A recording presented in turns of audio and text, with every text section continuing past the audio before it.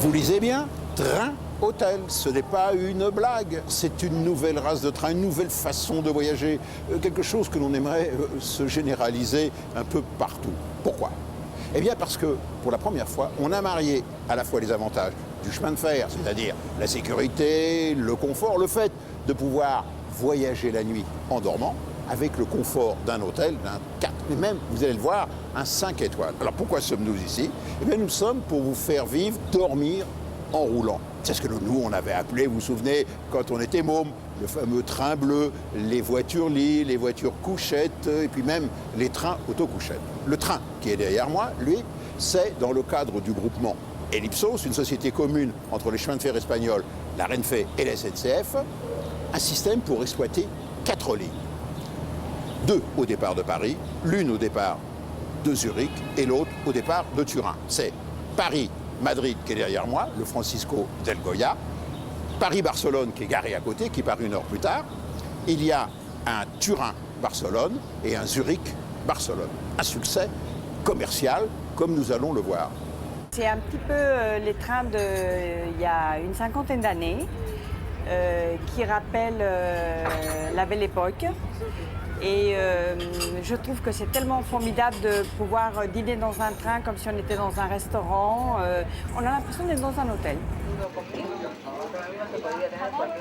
Alors, petite présentation juste avant que le train ne parte pour Madrid. Et nous allons l'emprunter et vous faire vivre la vie, en quelque sorte, à bord d'un train la nuit. Ce train s'appelle Talgo. Talgo, en fait, c'est un nom générique qui est l'acronyme de... En espagnol, je ne parle pas l'espagnol, mais ça veut dire train, bien sûr, articulé, léger, Georg Kocha, qui est le nom de l'inventeur du système Talgo, et puis Oriol. Oriol, c'est le financier.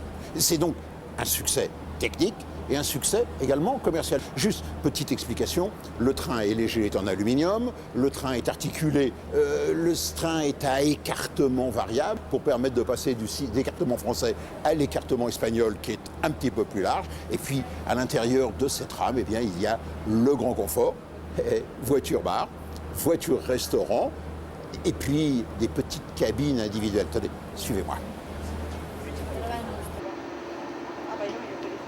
Bienvenue à bord du Francisco de Goya. Mais oui, nous allons faire le voyage Paris-Madrid pour vous faire vivre ce qu'est réellement un train de nuit avec tout le confort d'un hôtel. Alors, petite description, donc on est parti, vous voyez, la voie défile, nous avons quitté la gare d'Austerlitz.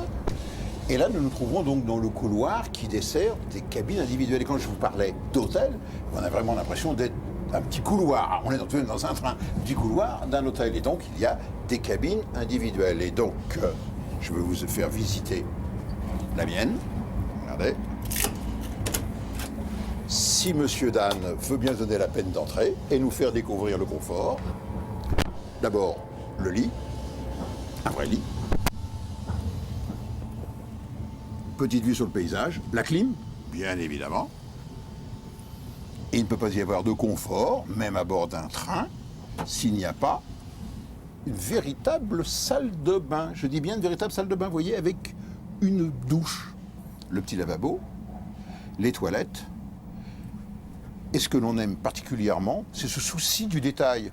Vous avez les serviettes de bain, vous avez également le peignoir et regardez, la trousse de voyage.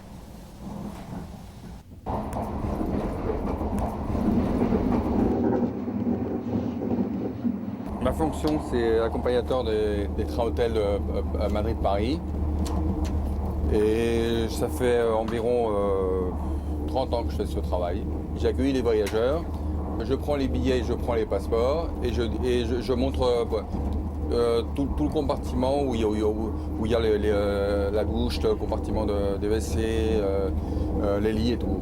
Et à l'arrivée à Hendaye, il y a la police des frontières qui monte et qui vérifie les passeports.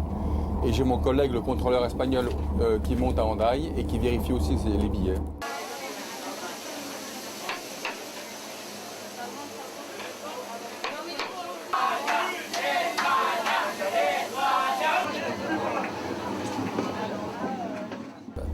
Quand les voyageurs sont wagon-restaurant, j'ouvre les compartiments parce que j'ai une clé pour ouvrir les compartiments.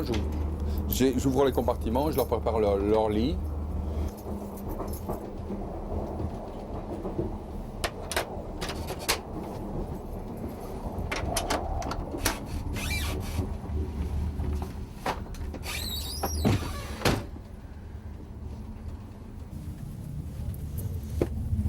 prépare les coussins pour que le voyageur soit vraiment très confortable.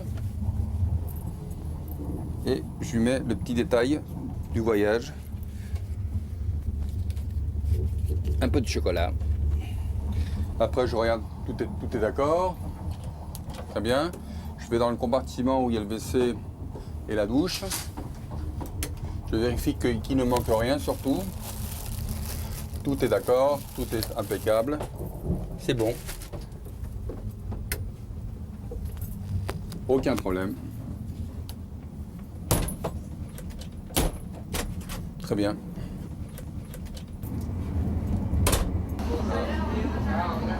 S'il y a un voyageur qui a besoin de quelque chose, je suis là. C'est ça mon travail pendant la nuit, quoi. ¿Cenamos ya o qué? Sí, cenamos. Estoy mirando. ¿Falta algún compañero o algo, no? ¿Está todo correcto? Es muy interesante. Uy, madre mía, por favor. Siéntate ahí si quieres. Falta todo. Está todo bien. Les minuit et demi, on va dîner.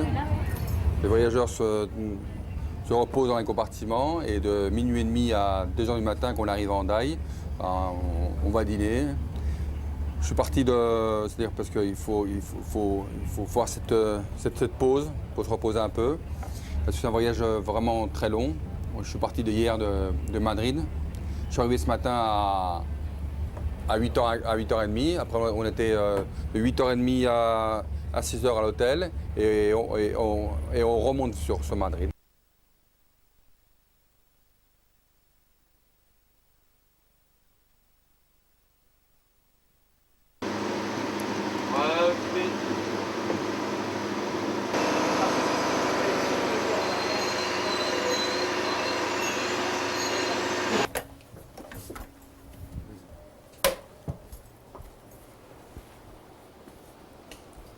On est dans Hendaye, on attend la police française. Normalement, elle peut monter ou pas monter, hein.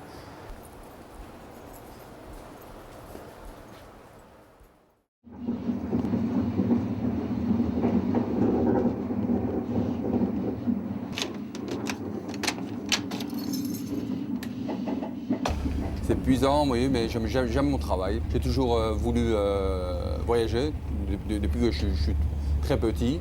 Et ça me plaît, c'est un travail qui me plaît beaucoup. On connaît des gens, on connaît surtout toutes les personnes de tous les continents. Et je suis très bien avec mon travail.